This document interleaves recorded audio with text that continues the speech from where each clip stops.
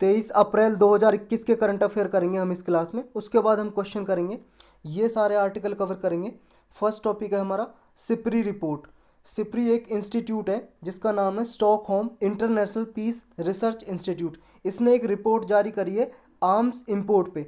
Arms का मतलब होता है वीपन्स, हथियार वगैरह, डिफेंस इक्विपमेंट जो मंगाते हैं, मिसाइल्स वगैरह, उन्हें बोलते हैं आर्म्स। जो कंट्री इंपोर्ट करती हैं, कितना इंपोर्ट करती हैं दूसरी कंट्रीज से परचेज करती हैं, उसके बारे में ये रिपोर्ट है। ये स्वीडन एक कंट्री है जी यूरोप में, उसकी कैपिटल है स्टॉकहोम, उसमें एक इंस्टीट्यूट है ये, यानी कि स्वीडिश का थिंक टैंक है Stockholm International Peace Research Institute. ये रिपोर्ट जारी की है, इसने बताया है 2011-15 से लेके 2016 से 20 के बीच में जो आर्म इंपोर्ट्स है वो डिक्रीज हुआ है 33% तक, मतलब घटा है। जो कंट्रीज मंगाती हैं दूसरी कंट्री से, इंपोर्ट करती हैं आर्म्स वगैरह, हथियार वगैरह, वो घटा है इस पीरियड में। इंडिया का जो है वो सेकंड लार्जेस्ट रहा है पूरे वर्ल्ड में, मतलब सबसे ज़्यादा हथियार मंगाए सऊदी अरबिया ने किसी दूसरी कंट्री से, और फिर इंडिया दूसरे नंबर पे आता है हथियारों को इंपोर्ट करने में। ओवरऑल ड्रॉप देखने को मिला है आर्म्स इंपोर्ट में इस पीरियड के बिटवीन में, 2011-15 से लेके 2016-20 के बीच में लगाएं तो ओवरऑल घटा है, डिक्रीज हुआ है आर्म इंपोर्ट्स। रसिया जी, रसिया आर्म इंपोर्ट करता है क्योंकि रसिया का जो पहले आर्म इंपोर्ट करते थे रसिया से, वो डाइवर्सिफाई हुआ है और भी सारी कंट्री से इंपोर्ट करते हैं, तो ये डिक्रीज देखने को मिला है। और एक कारण और है डिक्रीज क्यों देखने को मिला है, क्योंकि जो प्रोक्योरमेंट प्रोसेस है, प्रोक्योरमेंट प्रोसेस का मतलब है जो उपलब्ध करते हैं दूसरी कंट्री से मंगाने का प्रोसेस है, वो बहुत ही कॉम्प्लेक्स और लेंथी है। इस वजह से जो हथियार के इंपोर्ट हैं वो घटे हैं। रसिया सबसे ज़्यादा हथियार बेचने वाला कंट्री रहा है इन दोनों ईयर में, लार्जेस्ट आर्म सप्लायर है, मतलब सबसे ज़्यादा रसिया बेचता है हथियार। उसके बाद है जी फ्रांस और इजराइल, और उसके बाद चौथे नंबर पे यूएस। ये टॉप की 4 कंट्री हैं जो हथियार सप्लाई करती हैं दूसरी कंट्री को बेचती हैं। लेकिन रसिया की भी जो डिलीवरी है जी, रसिया जो बेचता है वो 53% इस पीरियड में डिक्रीज हुआ है, ड्रॉप हुआ है जी, डिक्रीज हुआ है, कम हुआ है। और जो इंडिया को इम्पोर्ट करता है, मतलब एक्सपोर्ट करता है, इंडिया इंपोर्ट करता है आर्म्स इंपोर्ट रसिया से, वो 70% से 49% तक डिक्रीज हुआ है जितना रसिया से मंगाता था।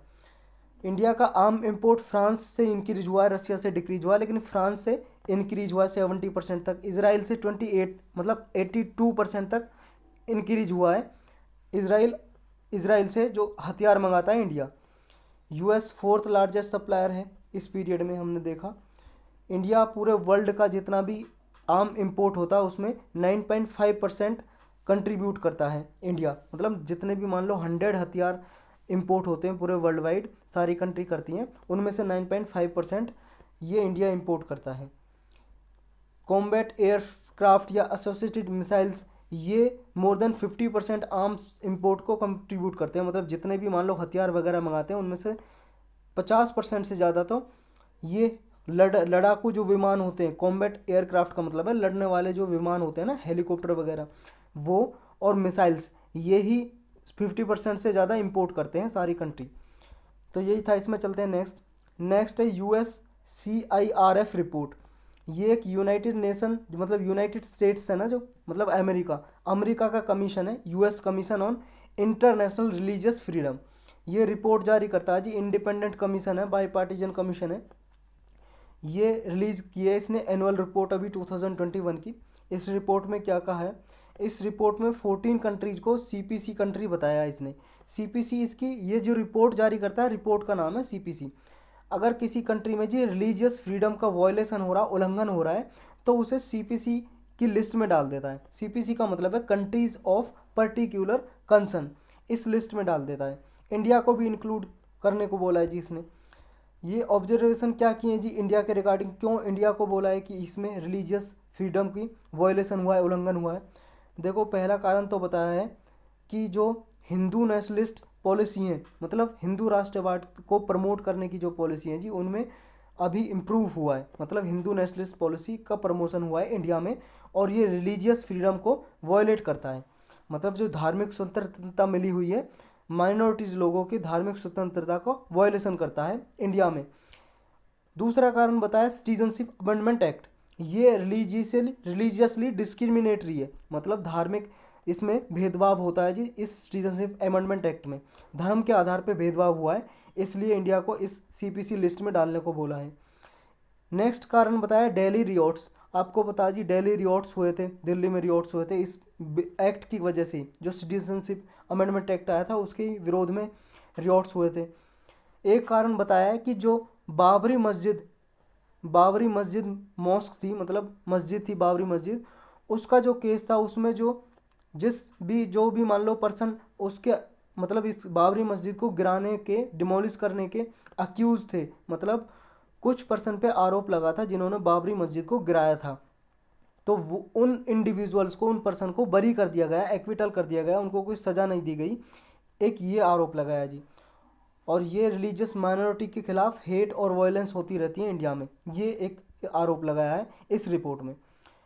ये रिकमेंडेशन जो लगाई है जी USCIRF ने, इस कमीशन ने, ये इम्पोज करती हैं जी सैंक्शन, मतलब कुछ रिकमेंडेशन देता है ये कि ये सिफारिश करता है कि अगर आपको ये रिलीजियस जो वायलेशन होता है जी, रिलीजियस फ्रीडम के अगेंस्ट वायलेशन होता है, इसको रिमूव करना है तो कुछ स्टेप ले सकते हो। क्या कि एडमिनिस्ट्रेशन को इम्पोज करने चाहिए जी सैंक्शन इंडियन इंडिविजुअल पे, जो भी मान लो रिलीजियस फ्रीडम को, धार्मिक स्वतंत्रता को वायलेट करता है, उसके खिलाफ प्रतिबंध लगाने चाहिए जी इंडिविजुअल के खिलाफ।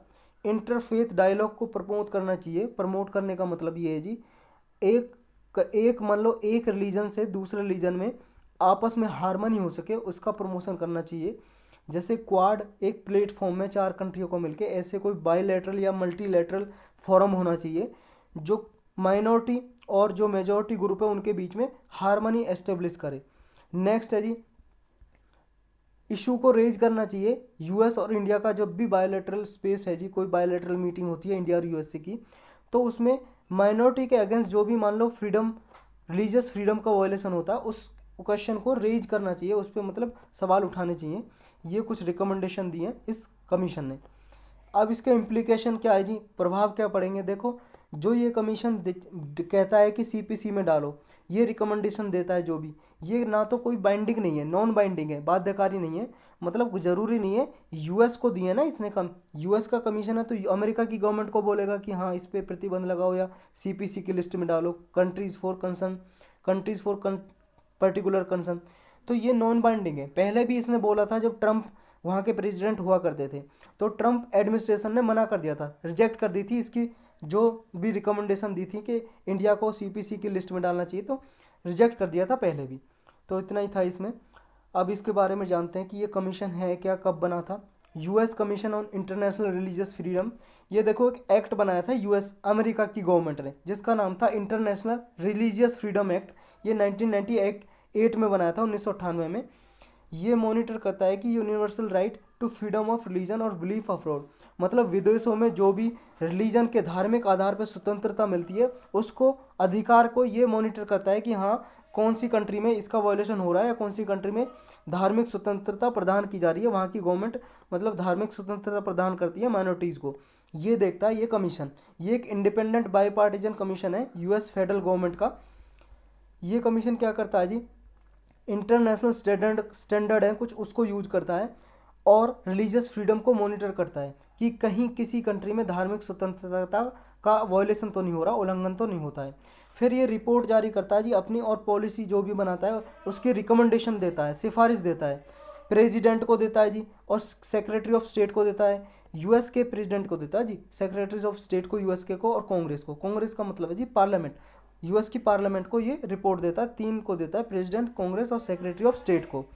अब ये CPC क्या है जी, CPC इसकी रिपोर्ट है जी, ये कंट्रीज फॉर पर्टिकुलर कंसर्न, इसको कोई भी कंट्री मान लो कोई गिल्टी मिलती है जी, उसको ये इस लिस्ट में डालने को बोलता है। जो भी रिलीजियस फ्रीडम का वायलेशन करता है उस लिस्ट में डाल देता है।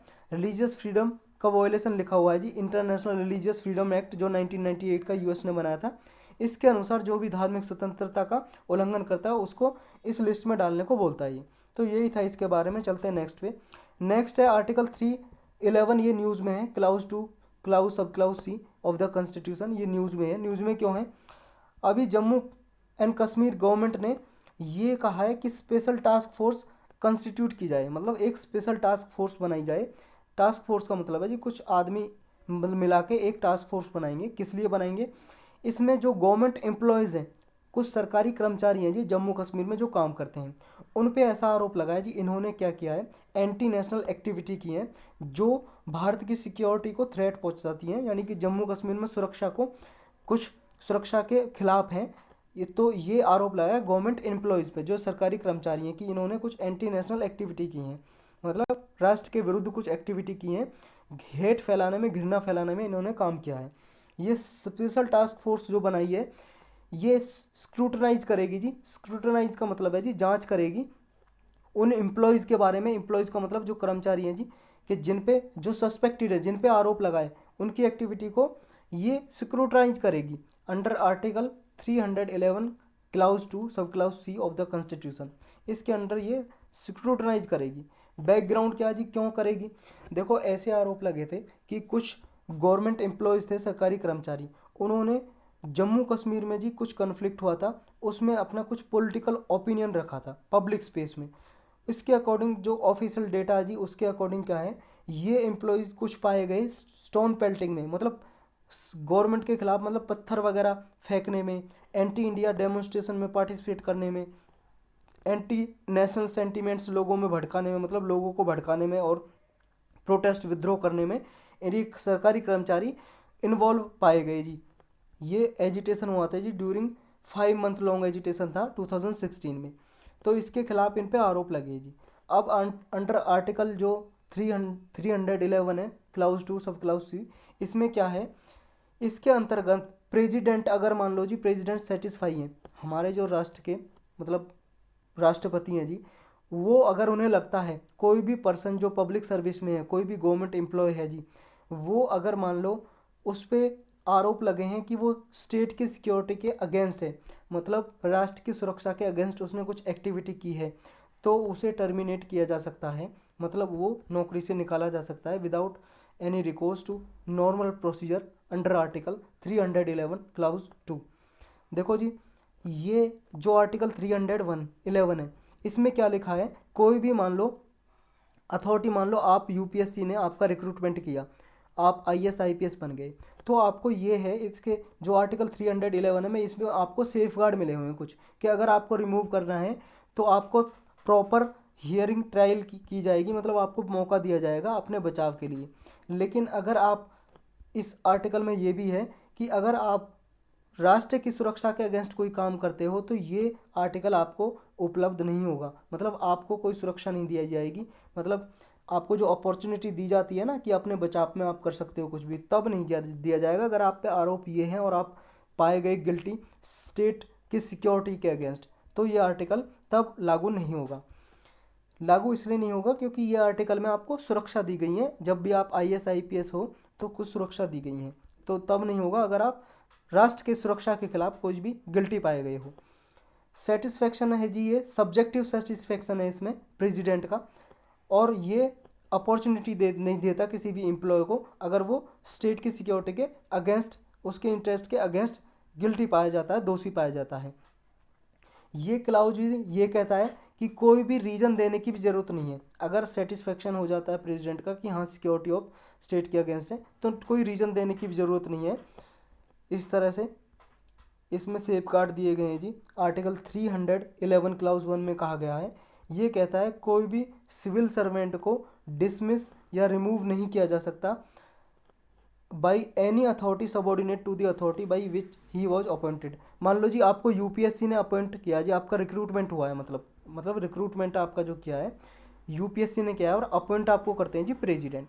तो इस आर्टिकल में ये सेफ गार्ड है कि आपको मान लो जब भी नौकरी से हटाना है, डिसमिस करना है, रिमूव करना है, तो प्रेसिडेंट के नीचे तो, मतलब प्रेसिडेंट के ऊपर तो कोई पोस्ट ही नहीं है, यानी कि आपको जब भी कोई हटाएगा जी, रिमूव करेगा, प्रेसिडेंट ही करेंगे, कोई और अथॉरिटी नहीं कर सकती आपको।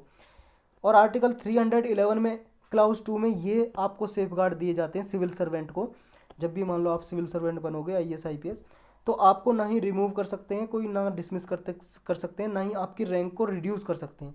मान लो आपकी प्रमोशन होगी जी, आपको डिमोशन नहीं किया जा सकता। कब तक? जब तक कोई रीजनेबल मान लो अपॉर्चुनिटी नहीं दी जाएगी आपको, कोई भी एक्शन आपके अगेंस्ट जब लिया जा रहा है, मान लो जी आपके अगेंस्ट ये एक्शन लिया जा रहा है, आपको रिमूव किया जा रहा है, डिसमिस किया जा रहा है, या आपकी रैंक रिड्यूस की जा रही है, डिमोशन किया जा रहा है, तो आपको हियरिंग की अपॉर्चुनिटी दी जाएगी, रीजनेबल अपॉर्चुनिटी, मौके दिए जाएंगे कि हाँ आप अपने पक्ष में कुछ कहिए कि आपको क्यों ना रिमूव करें। तो ये आपको मौका पूरा पूरा दिया जाएगा इस आर्टिकल में। लेकिन ये दोनों आर्टिकल सेफ गार्ड हैं, आर्टिकल 311 में क्लाउज 1 और क्लाउज 2 तब लागू नहीं होंगे, तब कब, जब स्टेट की सिक्योरिटी के लिए आप गिल्टी पाए गए हो, विरोधी मतलब उसके अगेंस्ट आपने कोई काम किया है। अब ये जो सस्पेंशन और कंपलसरी रिटायरमेंट है, ये क्या पनिशमेंट की फॉर्म है क्या? मतलब ये दंड है क्या? अगर जैसे आपका सस्पेंड कर दिया जी, कुछ समय के लिए आपको ड्यूटी से आने से मना कर दिया, गवर्नमेंट ने आपको सस्पेंड कर दिया, या आपकी कंपलसरी रिटायरमेंट हो गई जी, तो इसका क्या मतलब है जी? देखो सुप्रीम कोर्ट ने दो केस हैं जी सुप्रीम कोर्ट के। एक है Bans Singh versus state of Punjab. इस केस में सुप्रीम कोर्ट ने कहा था कि जो सस्पेंशन है सर्विस का, ये ना तो डिसमिसल है, ना रिमूवल है, ना रिडक्शन इन रैंक है। मतलब सस्पेंशन इन तीनों से अलग है। ना तो आपको सस्पेंशन किया जा रहा है, मतलब कुछ समय के लिए सस्पेंड किया जा रहा है आपको, ना तो ये डिसमिसल है, मतलब ना तो आपको डिसमिस किया जा रहा है सर्विस से, ना हटाया जा रहा है, रिमूव किया जा रहा है, ना ही आपको डिमोशन किया जा रहा है। तो इसका मतलब ये है जब भी सस्पेंशन होगा, ये आर्टिकल 311 में आपको सेफ गार्ड नहीं दिए जाएंगे। मतलब ये जी सेफ गार्ड जो आर्टिकल 311 में दिए गए हैं वो किसके लिए दिए गए हैं? जब आपको dismiss, removal, reduction in rank किया जाता है। सस्पेंशन के केस में ये आर्टिकल लागू नहीं होता, ये सुप्रीम कोर्ट ने कई बार कहा है। दूसरी बार कहा है जी Shyamlal versus state of UP के केस में सुप्रीम कोर्ट ने कहा है, देखो जी कंपलसरी रिटायरमेंट अलग है डिसमिसल और रिमूवल से। तो कंपलसरी जब रिटायरमेंट अलग है डिसमिसल और रिमूवल से, तब भी आर्टिकल 311 लागू नहीं होता। तो ये कई बार सुप्रीम कोर्ट ने कहा है। इतना ही था इसमें, चलते हैं नेक्स्ट पे। बस आपको उसमें ये याद रखना आर्टिकल 311 किस लिए, कि आपके सिविल सर्वेंट के सेफ गार्ड के लिए है। चलते हैं नेक्स्ट पे जी। नेक्स्ट है अपना सुप्रीम कोर्ट पे फॉर एडहॉक जजेस इन हाई कोर्ट। देखो जी हाई कोर्ट में अभी जजेज की वैकेंसीज बहुत सारी खाली हैं, इसलिए सुप्रीम कोर्ट ने अभी ये कहा है कि एडहॉक जजेज हैं जो, उनके लिए कुछ सॉल्यूशन दिया है। मतलब हाई कोर्ट में एडहॉक जज के अपॉइंटमेंट के लिए, एडहॉक जज का मतलब है जी पर टेम्परेरी जज, कुछ समय के लिए जज को अपॉइंट कर देते हैं। अभी पेंडेंसी पड़ी है जी, बहुत सारे केस पेंडिंग है हाई कोर्ट में, लगभग 57 लाख केस हाई कोर्ट में, जितने भी हमारे देश में हाई कोर्ट हैं जी 25 हाई कोर्ट हैं, उस सब में 57 लाख से ज़्यादा case, around 57 lakh case pending पड़े हैं जी। सोचो आप, सुप्रीम कोर्ट ने इस आर्टिकल को, आर्टिकल 224A को अभी एक्टिवेट किया है। इसके तहत जो भी रिटायर्ड हाई कोर्ट के जजेज होते हैं उनको अपॉइंट किया जा सकता है एज ए एडहॉक जज। एडहॉक का मतलब टेम्पररी बेसिस पे उन्हें अपॉइंट किया जा सकता है। इस आर्टिकल में क्या लिखा है जी, ये आर्टिकल डील करता है एडहॉक जजेज के अपॉइंटमेंट से हाई कोर्ट में। ये कहता है कि ये आर्टिकल कोई भी हाई कोर्ट का चीफ जस्टिस है जो, मतलब मान लो जी जैसे एमपी का हाई कोर्ट है जी, मध्य प्रदेश का हाई कोर्ट है, उसके चीफ जस्टिस हैं, वो किसी भी रिटायर हाई कोर्ट के जज को, मतलब कोई भी किसी भी देश के किसी भी हाई कोर्ट का जज रिटायर हुआ है उसको एज ए एडहॉक जज अपॉइंट कर सकते हैं। वो एडहॉक जज मतलब टेम्पररी बेसिस पे उसे जज अपॉइंट कर सकते हैं। अगर वैकेंसी है, मान लो हाई कोर्ट में वैकेंसी है जी, जज की पोस्ट खाली पड़ी है, तो किसी भी पोस्ट पे मान लो कोई पहले रिटायर हो चुका है हाई कोर्ट से, वो जज को ऐसे एज ए एडहॉक जज अपॉइंट कर देंगे, मतलब टेम्पररी बेसिस पे अपॉइंट कर देंगे। कौन? चीफ जस्टिस, हाई कोर्ट के चीफ जस्टिस। और इन्हें पहले प्रीवियस कंसेंट ऑफ प्रेसिडेंट लेनी पड़ेगी, मतलब पहले प्रेसिडेंट की सहमति लेनी पड़ेगी, तभी ये अपॉइंट कर सकते हैं। इस आर्टिकल में लिखा जी 224A में। अब ये जो पेंडेंसी है जी, इसका रीज़न क्या है? मतलब हाई कोर्ट में इतने केस पेंडिंग पड़े हैं, इनका रीज़न क्या है?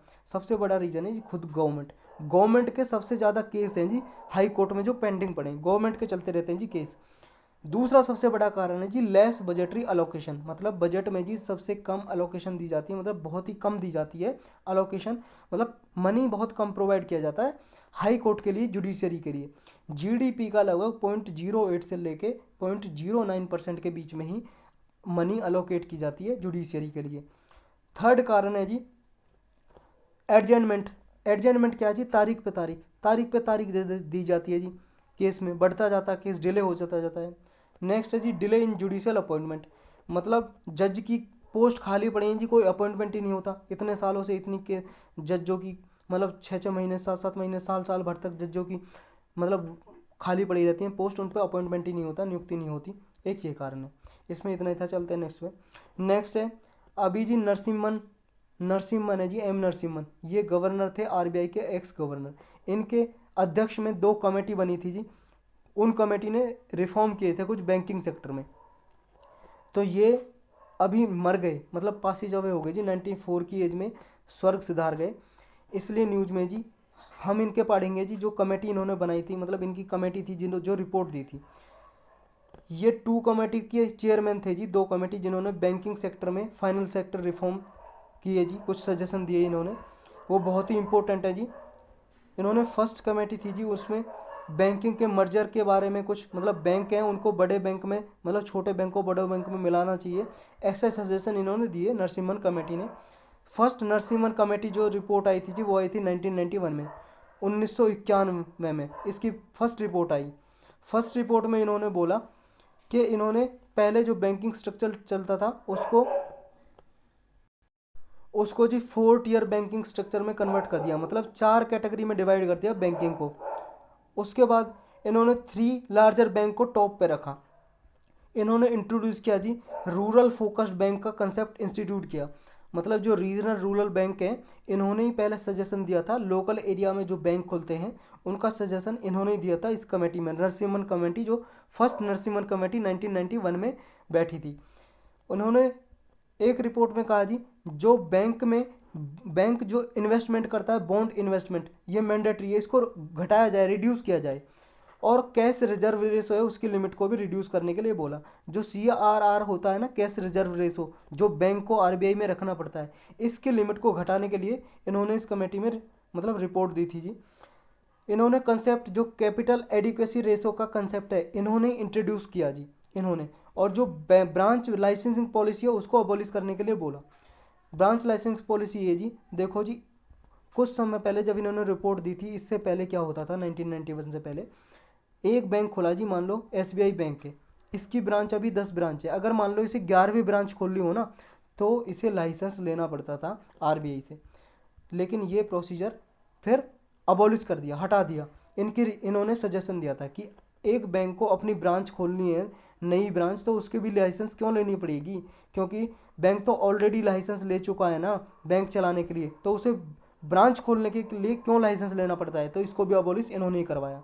नेक्स्ट जो नॉन परफॉर्मिंग असेट का क्लासिफिकेशन है जी, ये कंसेप्ट भी इन्होंने दिया। जो बैड लोन्स हो जाते हैं ना, bad loans, non performing assets, इन्होंने दिया ये कंसेप्ट भी कि किस कैटेगरी में डिवाइड किया जाए एनपीए को। और जो अकाउंट है जी, फुल डिस्क्लोजर किया जाए अकाउंट का, जो भी मान लो एनपीए है बैंक के पास, नॉन परफॉर्मिंग असेट्स यानी बैड लोन्स है जो, उसको डिस्क्लोज किया जाए जी, बताया जाए उसको। इस कमेटी ने ही रिपोर्ट दी है। एनपीए तो पता है ना आपको क्या होता है, बैड लोन्स। एनपीए मतलब मान लो जी कोई बैंक से लोन ले गया और उसे वापस नहीं लौटा रहा है, तो वो एनपीए बन जाता है। उसकी कुछ कैटेगरी है, 90 और 180 डेज के, कुछ कंपनी और इंडिविजुअल के लिए अलग अलग हैं। और इन्होंने नेक्स्ट बोला जी, जो इंटरेस्ट रेट है उसको भी रिड्यूस किया जाए, जो बैंक इंटरेस्ट रेट लेते हैं जी उसको। और कमेटी ने इंट्रोड्यूस किया कि ऐसा कंसेप्ट असेट रिकंस्ट्रक्शन कंपनी का, जो एआरसी होती है ना, असेट रिकंस्ट्रक्शन कंपनी, यानी कि बैड बैंक का कंसेप्ट जो इन्होंने इंट्रोड्यूस किया, ताकि बैड लोन्स है जी, जो बैड डेट है उनको रिकवर किया जाए। फिर इनकी दूसरी कमेटी बैठी जी, उसने रिपोर्ट दी 1998 में। इसमें भी इन्होंने जी बैंकिंग सेक्टर में रिफॉर्म किए, और इस कमेटी को कहते हैं जी बैंकिंग सेक्टर कमेटी भी बोलते हैं, इस सेकंड कमेटी को जो 1998 में बैठी थी। इसको भी नरसिम्हन सिंह ने, मतलब नरसिम्हन है जी, इन्होंने चेयरमैन थे इसके, इन्होंने अध्यक्षता की। इन्होंने बताया कि बैंकिंग अगर रिफॉर्म में प्रोग्रेस लानी है तो बैंकों को मर्जर किया जाए, कैपिटल एडिक्वेसी रेशो इसका कंसेप्ट दिया, बैंक लेजिस्लेशन का और बैंक मर्जर का कंसेप्ट इन्होंने, इस कमेटी ने रिकमेंडेशन किया था जी। तो इसमें इतना था। चलते हैं नेक्स्ट में। नेक्स्ट है जी सिविल सर्विस डे। हर साल 21 अप्रैल को सिविल सर्विस डे मनाया जाता है जी, हर साल सेलिब्रेट किया जाता है, गवर्नमेंट सेलिब्रेट करती है। ये किसके उपलक्ष्य में करते हैं जी, एक तो इस ओकेजन पे देखो सिविल सर्वेंट है, उनको याद दिलाया जाता है कि हाँ आप सिटीजन की सर्विस करने के लिए डेडिकेटेड हो, और उनकी कमिटमेंट को रिन्यू किया जाता है पब्लिक सर्विस के लिए। जो कमिटमेंट लेते हैं सिविल सर्वेंट, जैसे आईएएस आईपीएस वगैरह होते हैं जी, उनके जो सर्विस होती है उनको याद दिलाया जाता है। ये किस उपलक्ष्य में मनाया जाता है जी, कॉमोमरेट किया जाता है, सेलिब्रेट किया जाता है। देखो जी, फर्स्ट होम मिनिस्टर थे जो हमारे, फर्स्ट होम मिनिस्टर कौन थे इंडिपेंडेंट इंडिया के, सरदार वल्लभ भाई पटेल। उन्होंने 1947 में 21 अप्रैल को जी दिल्ली में मैट कैफ़े हाउस है जी, इसमें फर्स्ट टाइम संबोधन किया था, एड्रेस किया था जो एडमिनिस्ट्रेटिव सर्वेंट थे, मतलब एडमिनिस्ट्रेटिव सर्विस में जो भी लोग थे उनको एड्रेस किया था। एड्रेस करने का मतलब है जी संबोधन दिया था, स्पीच दी थी, भाषण दिया था इस दिन को 1947 में। तो इसलिए मतलब इन्होंने जो स्पीच दी थी इस दिन को सेलिब्रेट किया जाता है as a civil service day. तो उन्हें रिफर्ड मतलब सरदार वल्लभ भाई पटेल को रेफर किया जाता है एज ए सिविल सर्वेंट। मतलब इन्होंने कहा था सरदार वल्लभ भाई पटेल ने कि जो सिविल सर्वेंट हैं वो स्टील फ्रेम ऑफ इंडिया हैं। इन्होंने बोला था सरदार वल्लभ भाई पटेल जी ने। सिविल सर्विस डे फाउंडेशन कब से मनाया जाता है? देखो 2006 से ये सेलिब्रेट किया जाता है।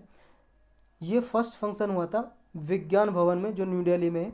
तो तब से सिविल सर्विस डे सेलिब्रेट किया जाता है उस दिन जब 1947 में 21 अप्रैल को सरदार वल्लभ भाई पटेल ने संबोधन दिया था एडमिनिस्ट्रेटिव सर्विसेज को। इस डे पे जी कुछ अवार्ड दिए जाते हैं जिसका नाम है prime minister award for excellence in public administration. ये अवार्ड दिए जाते हैं जी सिविल सर्वेंट को जो भी मान लो डिस्ट्रिक्ट में कोई भी पॉलिसी वगैरह अच्छे से इम्प्लीमेंट करते हैं जी, गवर्नमेंट प्रोग्राम को इम्प्लीमेंट करते हैं, उस इम्प्लीमेंटेशन के लिए ये अवार्ड दिए जाते हैं जी सिविल सर्वेंट को, IAS IPS वगैरह को। अब सरदार वल्लभ भाई पटेल के बारे में थोड़ा डिटेल से देख लेते हैं जी।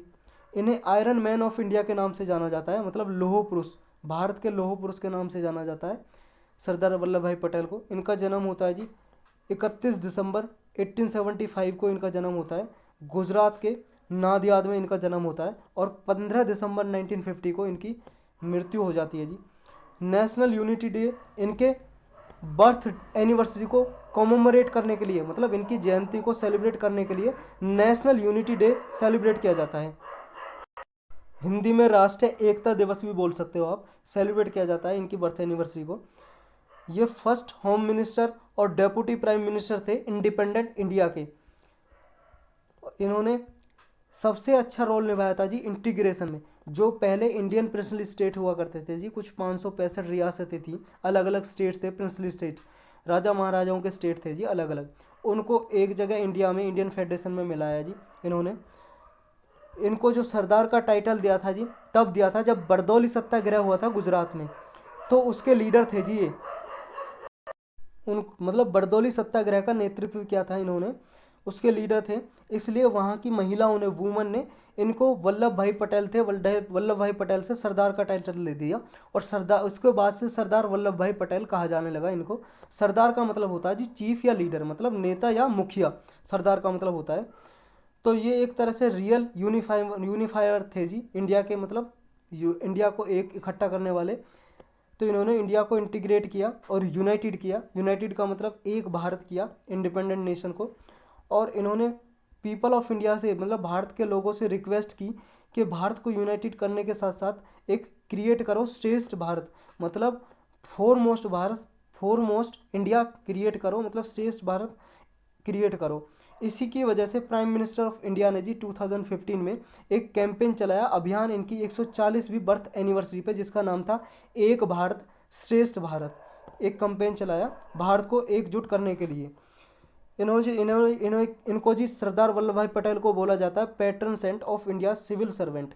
इंडिया सिविल सर्वेंट के लिए पैट्रन सेंट बुलाया जाता है क्योंकि इन्होंने modern all India service system को एस्टेब्लिश करने में इनका अहम योगदान था।